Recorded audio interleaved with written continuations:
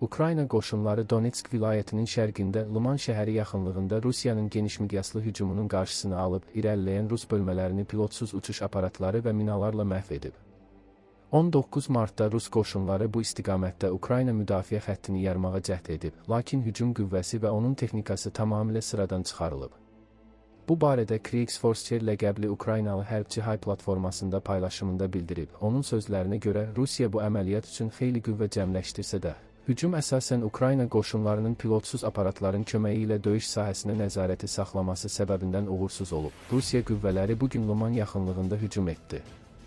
Ukrayna piyadaları pilotsuz aparatların köməyi ilə 2 tankı, 5 zirehli transportyoru, 5 BMP-3, 2 BMP-2 və 40-dan çox kvadrosikli məhv etdi. Bu, əsl qırğın idi, deyə o bildirib. Hərbçi əlavə edib ki, bir çox Rus texnikası pilotsuz aparatlarla uzaqdan yerləşdirilmiş minalar vasitəsilə məhv edilib. Biz onların planlarından əvvəlcədən xəbərdar idik. Hamı hazır idi, deyə o vurğulayıb. 2 gün əvvəl Rus qoşunları Pokrovsk istiqamətində də iri qüvvələrlə irəliləməyə cəhd göstərib, lakin bu cəhd də uğursuz olub. Hücumda 6 tank alayı iştirak edib və bir hücum zamanı 3 BMP-2, 1 tank və təxminən 10 kvadrosikl itirib. Pokrovsk ətrafındakı yaşayış məntəqələrinə edilən əlavə hücumlar da dəf olunub. Kriegsforce bu hücumların Rusiyanın yaz hücumunun bir hissəsi olub-olmadığını sual edib. Digər Ukraynalı hərbçi Baxmut şeytanı ləqəbi ilə tanınan şəxs isə bildirib ki, Rus qoşunları daha böyük hücumdan əvvəl Ukrayna müdafiəsini yoxlayır. Onlar mümkün olan hər yerdə zəif nöqtələri tapmaq üçün yoxlama aparacaqlar ki, bitki örtüyü bərpa olunandan sonra bundan istifadə etsinlər. Amma heç nə tapa bilməyəcəklər, deyə o bildirib. Bu arada müharibə tərəfdarı Telegram kanalı Ukrayna Kontekst bu fəaliyyəti Rusiyanın yaz-yay kampaniyasının başlanğıcı kimi qiymətləndirib.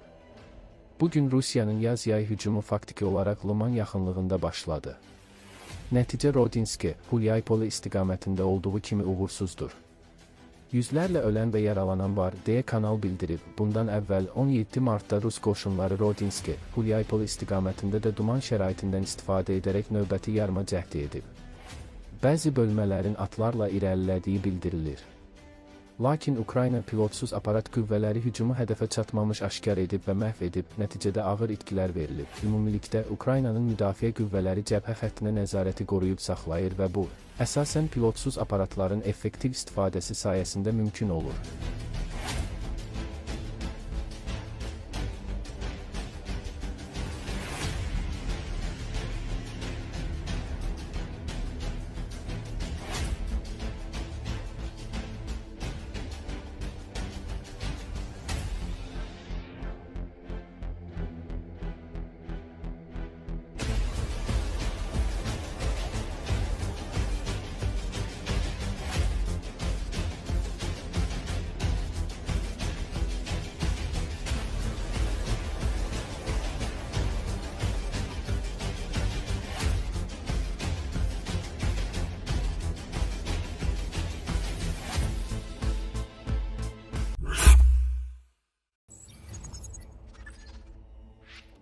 Rusiyalı general Roman Demurçiyev ilə onun həmkarları arasındakı yazışmalar Rusiya ordusunda geniş yayılmış korrupsiya haqqında sübutlar ortaya qoyub. Müharibədir, amma pulu unutma, öz payını götür. Rus zabiti Ukraynada döyüşən bir diviziyanın komandiri vəzifəsində onu əvəz etməli olan tabeçiliyindəki şəxsə göndərdiyi mesajda belə yazıb. Nəşrin qeyd etdiyinə görə o görünür, həmkarına bu vəzifənin yaratdığı qazanc imkanlarından istifadə etməyi tövsiyə edib. Şəmis və sistema layihələri tərəfindən araşdırılan materiallar, eləcə də nəşrin Rusiyalı araşdırmaçı jurnalistlərinin əldə etdiyi məlumatlar geniş yayılmış korrupsiya hallarına, o cümlədən rüşvət və qohumvazlığa işarə edir. Məqalədə vurğulanır ki, bu faktlar Rusiya ordusunda hakimiyyət münasibətlərinin necə qurulduğunu, iyerarxiyada kimin kimə tabe olduğunu və sistemin necə işlədiyini göstərir. Nəşr bildirir ki, Rusiyanın Ukraynaya qarşı geniş miqyaslı hücumunun başlanmasından bəri, yəni 4 ildən bir qədər artıq müddətdə bir neçə yüksək rütbəli Rus hərbi zabiti vəzifədən kənarlaşdırılıb və korrupsiyada ittiham olunub. O işlərin bəzilərində rüşvət, mənimsəmə və ya dələduzluq ittihamlarının məbləği milyonlarla dollar təşkil edir. Jurnalistlərin araşdırdığı materiallara görə bu pulların çoxu Demurçiyevdən tələb olunub və ya onun vasitəsilə alınıb. Putin 2023-cü ilin iyununda Demurçiyevi polkovnik rütbəsindən general-mayor rütbəsinə yüksəldib.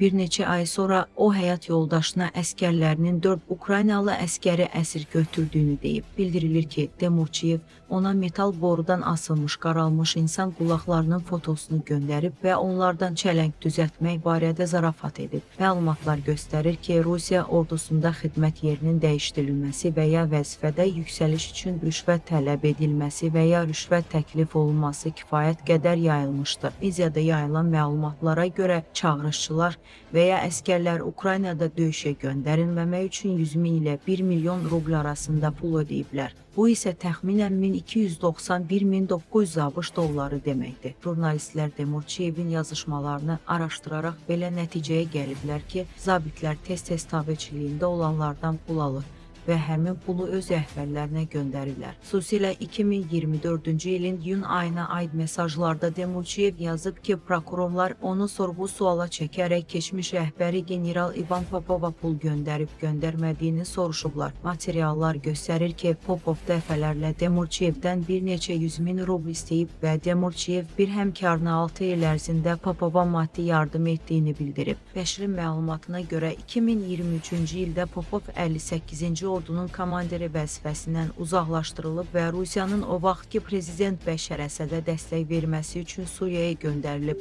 Popov o vaxt bildirmişdi ki, Ukraynada döyüş meydanında sursat çatışmazlığı və Rus qoşunlarının ağır itkiləri barədə baş qərargah rəisi general Valeri Gerasimova göndərdiyi hesabat səbəbindən vəzifəsindən çıxarılıb. Məlumatlara görə Popov 2024-cü ilin may ayında dələduzluq ittihamı ilə həbs edilib. O, Ukraynanın Rusiyanın işğalı altında olan Zaporojye vilayətində müdafiə qurğularının tikintisi üçün nəzərdə tutulmuş 1,3 milyon dollar dəyərində metalı mənimsəməkdə ittiham olunub. Nəşrin yazdığına görə Popov ittihamları rədd edib, lakin ötən ilin aprel ayında o günahkar hesab olunaraq 5 il həbs cəzasına məhkum edilib.